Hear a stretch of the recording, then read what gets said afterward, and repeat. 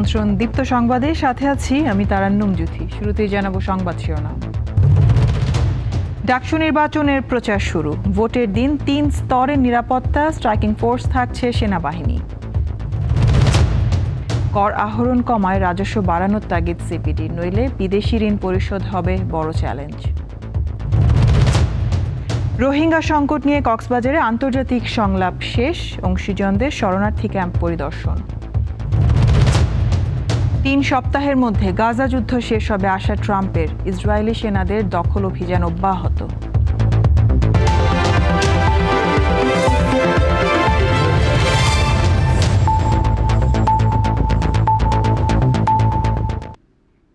ডাকসু নির্বাচনে 3 স্তরে নিরাপত্তা ব্যবস্থার পাশাপাশি স্ট্রাইকিং ফোর্স হিসেবে কাজ করবে সেনাবাহিনী।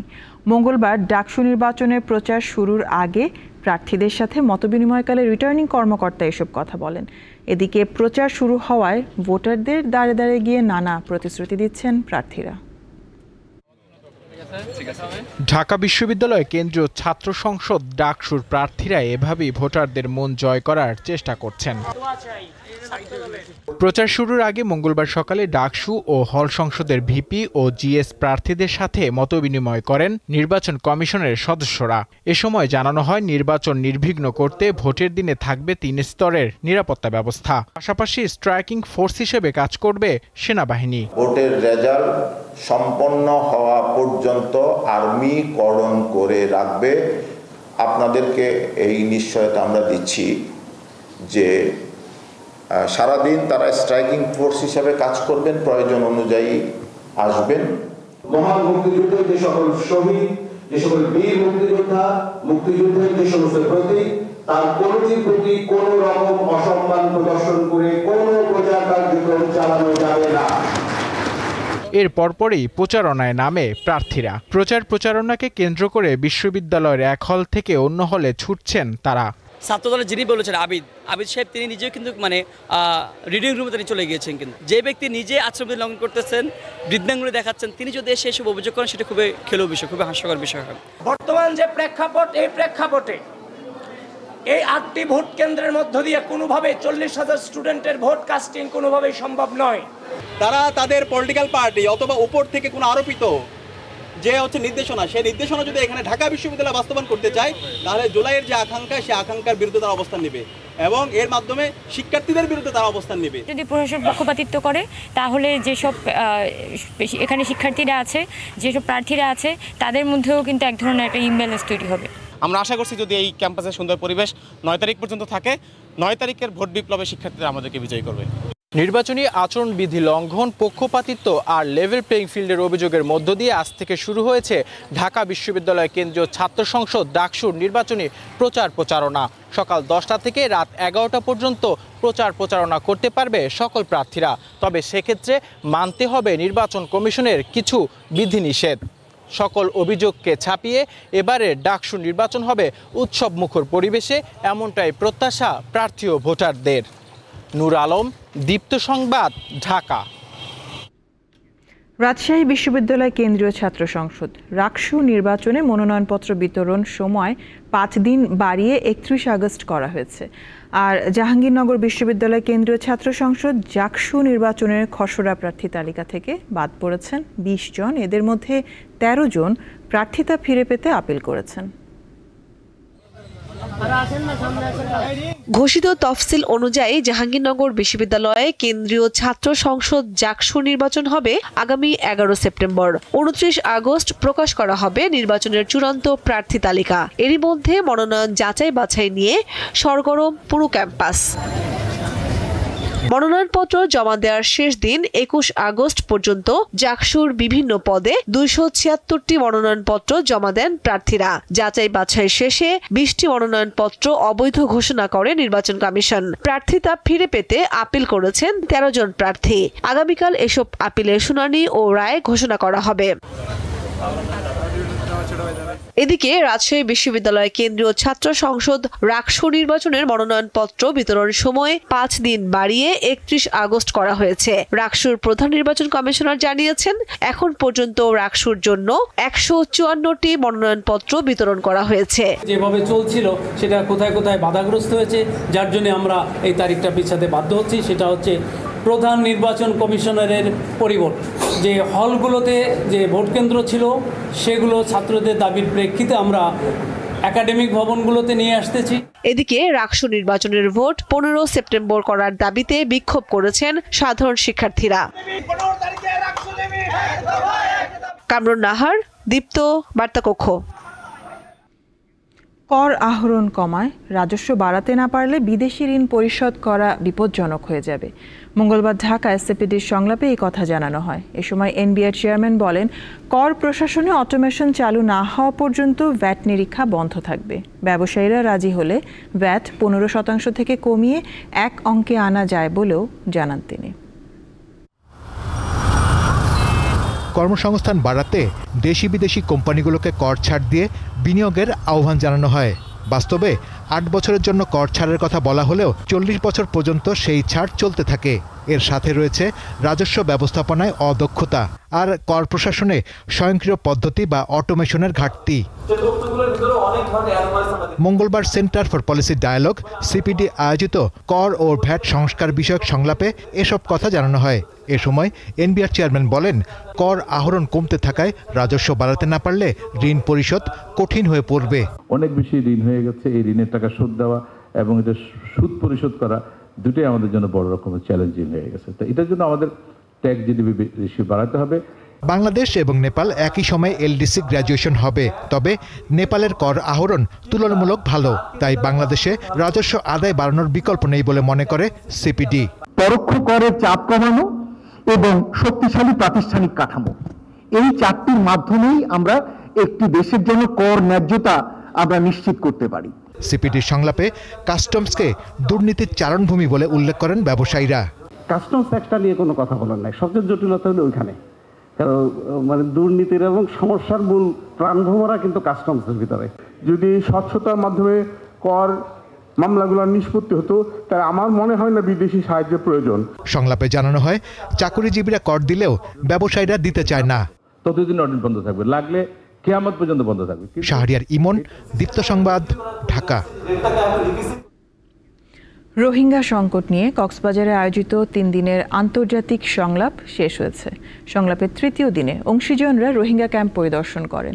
2017 সালের ভয়াবহ গণহত্যার 8 বছর পর এবং আন্তর্জাতিক তহবিল সংকোচনের প্রেক্ষাপটে এই সংলাপ অত্যন্ত সময় উপযোগী বলে মনে করছেন বিশ্লেষকেরা। আসন্ন নিউ ইয়র্ক সম্মেলনের আগে বিশ্বের দীর্ঘস্থায়ী শরণার্থী সংকটের ন্যায় বিচার, জবাবদিহিতা ও স্থায়ী সমাধানের পথ খুঁজতে কক্সবাজারে 3 দিনের আন্তর্জাতিক সম্মেলন আয়োজন করা হয়। রোহিঙ্গা প্রত্যাবাসন, তাদের নিরাপত্তা ও অধিকার নিশ্চিতকরণ এবং মিয়ানমারে টেকসই সমাধানের জন্য সম্মেলনের শেষ দিন আন্তর্জাতিক সম্প্রদায়ের প্রতিনিধি দল রোহিঙ্গা ক্যাম্প পরিদর্শন করেন। তারা জানান, প্রত্যাবাসন নিশ্চিত করতে ও টেকসই সমাধান বের করতে রোহিঙ্গাদের স্বাবলম্বী করে তুলতে হবে। এখানে আসছি আমরা তাদের সরজমিন দেখতে, তারা কি চায়, তারা কেমন আছে, তাদের জন্য আরো কি দরকার আমরা একটা অভিমত দিতে চাই, যে দ্রুত তাদেরকে তাদের দেশে পাঠিয়ে দেওয়ার আগ পর্যন্ত তাদের জন্য আরো উন্নত সুযোগ সুবিধা বৃদ্ধি করে। আমরা মনে করি সিরিয়াস সিকিউরিটি থ্রেট আছে বাংলাদেশের জন্য এবং আসিয়ান কান্ট্রিজের জন্য। এই সিকিউরিটি থ্রেট মোকাবেলা করতে হলে এদেরকে ভালোভাবে নার্সিং করতে হবে, এডুকেট করতে হবে। ডক্টর মোহাম্মদ ইউনূসের 7 দফা প্রস্তাব রোহিঙ্গা সংকট সমাধানে ভূমিকা রাখবে বলে মনে করছেন সাধারণ রোহিঙ্গারা। And we are ready to go. We will not wait even a minute. বর্মা যাইবাল্লা ইন্দিলা ইন্টারন্যাশনাল ডায়ালগ বই দিয়া না আইতারারে বেশি শুকরিয়া করি কিয়া আর ইন্দিলা খুশি হন্দিলা খুশি তো সালি হাইলা দিবা দাস মানে বাংলাদেশের সরকার ডক্টর মোহাম্মদ ইউনূস সাহেব জিবা হয়ে হতা এবার ওর আর বেশি খুশি হই। আর খানার রোহিঙ্গা আর জানর মালার নিরাপদ যদি লেভার দিতে গেলে আর কারণ মাঝে এখন জয়া রাজি আছে হনরাও তো যাইবে ইন্টারন্যাশনাল সে তোমার ট্রফি ফাইলে মত এখন যাইবে আর অধিকার সম্মান মর্যাদা ও নিরাপত্তা নিশ্চিত হলেই স্বদেশে ফিরতে রাজি রোহিঙ্গারা আমাদের 7টা ডিমান্ড দিয়ে যদি পুরো ইন্টারন্যাশনাল কমিউনিটি 7টা ডিমান্ডরে ইমপ্লিমেন্ট করতে হলে আর এখন আর দেশের কাজ যাইবিলাতে আর রোহিঙ্গা ক্যাম্প পরিদর্শনকালে শরণার্থীদের চিকিৎসা সহ সার্বিক বিষয়ে খোঁজ নেন প্রতিনিধি দলের সদস্যরা। লাবণী গুহ, দীপ্ত, বার্তাকক্ষ। এবার গাজায় ইসরায়েলি আগ্রাসন প্রসঙ্গ। গাজা দখলে অভিযান চালাচ্ছেন ইসরায়েলের প্রধানমন্ত্রী বেনিয়ামিন নেতানিয়াহু। আর মার্কিন প্রেসিডেন্ট ডোনাল্ড ট্রাম্প বলছেন আগামী 3 সপ্তাহের মধ্যে গাজা যুদ্ধ শেষ হবে। যদিও বারবার যুদ্ধ বন্ধের কথা উঠলেও ইসরায়েলি হামলা বন্ধের লক্ষণ দেখা যাচ্ছে না। ফিলিস্তিনের গাজা উপত্যকায় 2 বছরের বেশি সময় ধরে নৃশংস ও বর্বর হামলা চালিয়ে যাচ্ছে দখলদার ইসরায়েল। প্রতিনিয়ত ইসরায়েলি বোমা হামলা, গুলিবর্ষণের পাশাপাশি ক্ষুধা, পুষ্টিহীনতা ও মৃত্যুর সাথে লড়াই করছে লাখ লাখ ফিলিস্তিনি। এছাড়া ইসরায়েলের অবরোধের কারণে গাজায় সৃষ্টি হওয়া দুর্ভিক্ষে, অনাহারে, অপুষ্টিতে মারা যাচ্ছে শিশুসহ নানা বয়সী মানুষ। এমন পরিস্থিতিতে আগামী 3 সপ্তাহের মধ্যে গাজা যুদ্ধ পুরোপুরি শেষ হওয়ার আভাস দিয়েছেন মার্কিন প্রেসিডেন্ট ডোনাল্ড ট্রাম্প। গণমাধ্যমগুলো বলছে গাজায় ক্ষুধা এবং অন্যান্য সমস্যার সঙ্গে নির্মম মৃত্যু ও প্রাণহানি বেড়েই চলেছে। তাই ইসরায়েলকে যুদ্ধ শেষ করার পরামর্শ দিয়েছেন ট্রাম্প। এর আগেও কয়েকবার ট্রাম্প গাজায় যুদ্ধ বন্ধের ইঙ্গিত দিলেও তা বন্ধ হয়নি। ট্রাম্পের আশ্বাস গাজার বাসিন্দাদের জন্য নির্বিঘ্নে মানবিক সহায়তা পৌঁছানোর ক্ষেত্রেও কোনো কাজে আসেনি। খোদ ইসরায়েলেই হাজারো মানুষ যুদ্ধ বন্ধের দাবি জানালেও প্রধানমন্ত্রী বেনিয়ামিন নেতানিয়াহু নতুন করে গাজায় অভিযান শুরু করেছেন। লক্ষ্য পুরো গাজা দখল। যুদ্ধ বন্ধের কথা বললেও মার্কিন প্রশাসন ইসরায়েলকে কয়েক বিলিয়ন ডলারের অস্ত্র সরবরাহ করেছে এবং ফিলিস্তিন রাষ্ট্রকে স্বীকৃতি দেওয়ার আন্তর্জাতিক প্রচেষ্টাকে প্রত্যাখ্যান করেছে। তাই প্রশ্ন উঠেছে 2 বছরের বেশি সময় ধরে গাজায় চলমান ইসরায়েলি হামলার শেষ কোথায়? ইশরাত সুমা, দীপ্ত, বার্তাকক্ষ। শোকজের জবাব সন্তোষজনক না হওয়ায় বিএনপি চেয়ারপারসনের উপদেষ্টা ও বীর মুক্তিযোদ্ধা ফজলুর রহমানের দলীয় সব পদ 3 মাসের জন্য স্থগিত করেছে বিএনপি জানিয়েছে ফজলুর রহমানকে গত 24 আগস্ট কারণ দর্শানোর নোটিশ জারি করা হয়। তিনি নোটিশের লিখিত জবাব না দিয়ে সময় বাড়ানোর আবেদন করেন। এর পরিপ্রেক্ষিতে গত সোমবার সময় 24 ঘন্টা বাড়ানো হয়। মঙ্গলবার নোটিশের জবাব দেন ফজলুর রহমান। একে সন্তোষজনক মনে করছে না বিএনপি। তারপরও বীর মুক্তিযোদ্ধা হিসেবে মুক্তিযুদ্ধে তার অবদান বিবেচনায় নিয়ে সাংগঠনিক ব্যবস্থা নেওয়া হয়নি। তবে দলের প্রাথমিক সদস্য পদ সহ সব পর্যায়ের পদ 3 মাসের জন্য স্থগিত থাকবে। নির্বাচনের তারিখ নিয়ে কোনো সমস্যা নেই বলে জানিয়েছেন জাতীয় নাগরিক পার্টি এনসিপির দক্ষিণাঞ্চলের মুখ্য সংগঠক হাসনাত আব্দুল্লাহ। মঙ্গলবার রাজধানীর মানিক মিয়া এভিনিউতে মানবাধিকার সংগঠন মায়ের ডাক আয়োজিত বিশেষ আলোকচিত্র প্রদর্শনীতে তিনি আরও বলেন, এনসিপির ফোকাস হচ্ছে সংস্কার বাস্তবায়নের এবং বিচারের সুস্পষ্ট রূপরেখা। সদিচ্ছা থাকলেও রাজনৈতিক দলগুলোর ঐক্য থাকলে ফেব্রুয়ারির মধ্যেই সংস্কার ও বিচার সম্ভব। এ সময় তিনি সংস্কার বাস্তবায়ন ও বিচার সম্পন্নের সুস্পষ্ট রূপরেখার দাবি জানান। গুম কমিশনকে স্বাধীনভাবে কাজ করতে দেওয়া হচ্ছে না বলেও অভিযোগ করেন হাসনাত আব্দুল্লাহ। এই পরিবর্তনটার 3 দফা দাবি আদায়ে লং মার্চ টু ঢাকা কর্মসূচি ঘোষণা করেছে বাংলাদেশ প্রকৌশল বিশ্ববিদ্যালয় বুয়েটের শিক্ষার্থীরা। বুধবার সকাল 10টায় শাহবাগে এই কর্মসূচি পালন করবেন তারা। মঙ্গলবার বিকাল 3টা থেকে রাত 8টা পর্যন্ত শাহবাগ মোড় অবরোধ করে দাবি পূরণের আশ্বাস না পাওয়ায় এই কর্মসূচি ঘোষণা করা হয়। সে সময় শাহবাগে যান চলাচল বন্ধ ছিল। প্রকৌশলী অধিকার আন্দোলন নামের প্ল্যাটফর্মের পক্ষ থেকে জানানো হয়, এই কর্মসূচিতে সারা দেশে প্রকৌশল বিভাগের শিক্ষার্থীদের অংশগ্রহণের আহ্বান করা হয়েছে। সরকারি চাকরিতে 9ম ও 10ম গ্রেডে ডিপ্লোমা ইঞ্জিনিয়ারদের কোটা বাতিল ও বিএসসি ডিগ্রি ছাড়া ইঞ্জিনিয়ার পদবি ব্যবহার না করার দাবি প্রকৌশল শিক্ষার্থীদের।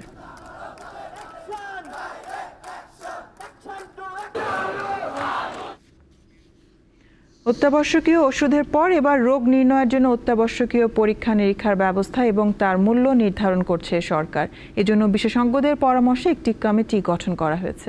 মঙ্গলবার রাজধানীতে অনুষ্ঠিত মতবিনিময় সভায় এসব কথা বলেন প্রধান উপদেষ্টার বিশেষ সহকারী অধ্যাপক ডক্টর সাইদুর রহমান। তিনি বলেন, ইউনিয়ন থেকে জেলা ও বিভাগ পর্যন্ত এখনও প্রাথমিক সেবা নিশ্চিত করা যায়নি। প্রায় 10,000 চিকিৎসকদের পদ শূন্য। রাজনৈতিক ও ব্যক্তি প্রভাব এবং দুর্নীতিমুক্ত করে ধাপে ধাপে চিকিৎসক ও নার্স নিয়োগ দেয়া হচ্ছে। Higher education acceleration and transformation HEAT প্রকল্প শতভাগ স্বচ্ছতা ও জবাবদিহিতার সাথে বাস্তবায়ন করা হচ্ছে। মঙ্গলবার রাজধানীর আগারগাঁওয়ে আয়োজিত সংবাদ সম্মেলনে কথা জানান বাংলাদেশ বিশ্ববিদ্যালয় মঞ্জুরি কমিশন ইউজিসি চেয়ারম্যান অধ্যাপক SMA ফায়েজ। এর আগে হিট প্রকল্পের সাব প্রজেক্ট নির্বাচন প্রক্রিয়া এবং বাস্তবায়নের চুক্তি স্বাক্ষর অনুষ্ঠিত হয়। অধ্যাপক ফায়েজ বলেন, হিট প্রকল্পের বিভিন্ন সাব প্রজেক্টের মূল্যায়নে ইউজিসি সর্বোচ্চ সতর্কতা ও স্বচ্ছতা বজায় রেখেছে। প্রতিটি ধাপ নিয়মিতভাবে পর্যালোচনা করা হচ্ছে এবং জবাবদিহিতা নিশ্চিত করা হয়েছে। ঢাকার বেশিরভাগ আসন পুনর্বিন্যাসে এলাকাবাসী আপত্তি জানালেও একটি আসন বাড়ায় খুশি গাজীপুরবাসী। মঙ্গলবার ত্রয়োদশ জাতীয় সংসদ নির্বাচনকে ঘিরে তৃতীয় দিনের শুনানিতে এসব কথা বলা হয়। এদিন নির্বাচন কমিশনের 6 জেলার 28টি আসনের পক্ষে বিপক্ষে 309টি আবেদনের শুনানি হয়। আসন্ন জাতীয় সংসদ নির্বাচনের পুনর্নির্ধারিত সীমানা নিয়ে দাবি আপত্তির তৃতীয় দিনের শুনানি শুরু হয় মঙ্গলবার সকাল 10টায়। প্রধান নির্বাচন কমিশনার AMM নাসির উদ্দিন সহ 4 নির্বাচন কমিশনার এতে উপস্থিত ছিলেন। শুনানিতে গাজীপুরের প্রতিনিধিরা খসড়া সীমানা সমর্থন করে নির্বাচন কমিশনের প্রশংসা করেন। তবে মানিকগঞ্জ ও মুন্সিগঞ্জের প্রতিনিধিরা ফেরত চেয়েছেন 2001-এর আসন। বিজ্ঞ নির্বাচন কমিশন বাস্তবতার প্রেক্ষিতে সময়োপযোগী সিদ্ধান্ত গ্রহণ করে 5টির জায়গায় 6টি আসন আমাদেরকে উপহার দিয়েছেন। এই জন্য সমগ্র গাজীপুরবাসীর তরফ থেকে আমরা নির্বাচন কমিশনকে কৃতজ্ঞতা এবং ধন্যবাদ জানিয়েছি। নরসিংদীর প্রতিনিধিরা ফেরত চেয়েছেন 2008-এর আসন, আর খসড়ার আগের সীমানা বহাল চেয়েছেন নারায়ণগঞ্জের বাসিন্দারা। সর্বস্তরের মানুষ নারায়ণগঞ্জে 5 এবং বন্দর উপজেলা সহ যেভাবে পুনর্নির্ধারিত ছিল 2008 পর্যন্ত ছিল এবং এই 30শে জুলাইয়ের গেজেট প্রকাশের পূর্বে যে অবস্থায় ছিল, আমরা সে অবস্থায় চাচ্ছি যে আমাদের 5 নম্বর আসনটি কোনো কাটাকাটি না করা হোক। তৃতীয় ভাগে শুনানি হয় ঢাকার 13টি আসন নিয়ে। ঢাকা 1 আসনে দোহার ও নবাবগঞ্জ উপজেলাকে 1 রাখতে ইসির সিদ্ধান্তের বিপক্ষে বেশিরভাগ আপিলকারী। আবার কামরাঙ্গীরচরের 56 ও 57 নম্বর ওয়ার্ডকে ঢাকা 7 আসনের সাথে অন্তর্ভুক্ত করার সিদ্ধান্তকে প্রত্যাখ্যান করেছেন অনেকে। একটি আসন যদি করা হয় দোহারকে, তাহলে দেখা যাচ্ছে যে নবাবগঞ্জে কিছু অংশ যেতে পারে, মুন্সিগঞ্জের কিছু যেতে পারে। তখন এই প্রশাসনিক কার্যক্রম থেকে শুরু করে যে উন্নয়নমূলক কাজে বাধাগ্রস্ত হয়। সাংস্কৃতিকভাবে আত্মীয়তা, রাজনৈতিক সমস্ত কিছু আমরা দোহার নবাবগঞ্জ একসাথে চলি, একসাথে খাই। আমরা দোহার নবাবগঞ্জবাসী একসাথে থাকতে চাই। আমরা চাই আমাদের কামরাঙ্গীরচরকে লালবাগের সাথে আগের ঐতিহ্য ফিরিয়ে আনবে। 83টি আসনে আপত্তি আসায় সেসব নিয়ে শুনানি করছে ইসি। আগামীকাল শেষ হবে সীমানা পুনর্নির্ধারণ নিয়ে শুনানি। শিউলি শবনম, দীপ্ত সংবাদ, ঢাকা। ভারতীয় পণ্যের উপর যুক্তরাষ্ট্রে আরোপিত অতিরিক্ত 25% শুল্ক কার্যকর হচ্ছে কাল। এই সংক্রান্ত নির্দেশিকা তৈরি করেছে ট্রাম্প প্রশাসন। যুক্তরাষ্ট্রের গণমাধ্যমগুলো জানিয়েছে, মার্কিন নির্দেশিকা এখনও সরকারিভাবে প্রকাশ না করা হলেও ইতোমধ্যে এর খসড়া মার্কিন সরকারি ওয়েবসাইটে দেয়া হয়েছে। বুধবারই সেটি সরকারিভাবে ঘোষণা করার কথা রয়েছে। নির্দেশিকা অনুসারে 27 আগস্ট যুক্তরাষ্ট্রের সময় রাত 12:01 থেকে শুল্ক কার্যকর হবে, অর্থাৎ ভারতীয় সময় অনুসারে বুধবার সকাল 9:31 থেকে এই অতিরিক্ত শুল্ক কার্যকর করবে মার্কিন প্রশাসন। এতে ভারতীয় পণ্য রপ্তানি 55% পর্যন্ত কমতে পারে বলে জানিয়েছে বিভিন্ন গণমাধ্যম।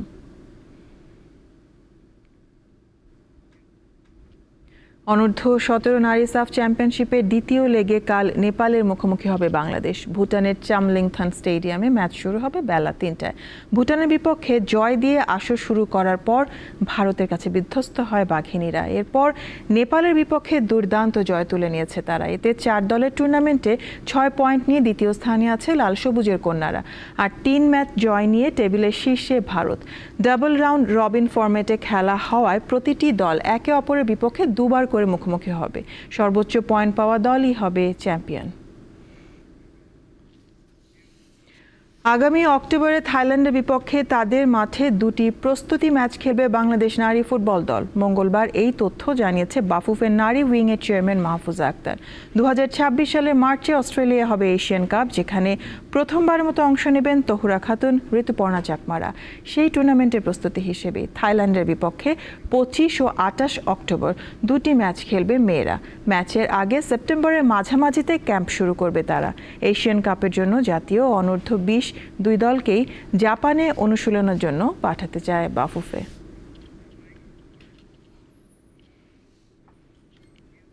এই সাথে শেষ করব দীপ্ত সংবাদ শিরোনামগুলো জানাবো আরো একবার। ডাকসু নির্বাচনের প্রচার শুরু, ভোটের দিন 3 স্তরে নিরাপত্তা, স্ট্রাইকিং ফোর্স থাকছে সেনাবাহিনী। কর আহরণ কমায় রাজস্ব বাড়ানোর তাগিদ সিপিডি, নইলে বিদেশি ঋণ পরিশোধ হবে বড় চ্যালেঞ্জ। রোহিঙ্গা সংকট নিয়ে কক্সবাজারে আন্তর্জাতিক সংলাপ শেষ, অংশীজনদের শরণার্থী ক্যাম্প পরিদর্শন। 3 সপ্তাহের মধ্যে গাজা যুদ্ধ শেষ হবে আশা ট্রাম্পের, ইসরায়েলি সেনাদের দখল অভিযান অব্যাহত। এ ছিল এখনকার মতন, আমি তারান্নুম জুথি বিদায় নিচ্ছি। দর্শক আরও তথ্য বিনোদনের সংবাদ জানতে যুক্ত থাকুন দীপ্ত টিভির ডিজিটাল প্ল্যাটফর্মগুলোতে। এতক্ষণ সাথে থাকার জন্য ধন্যবাদ সবাইকে।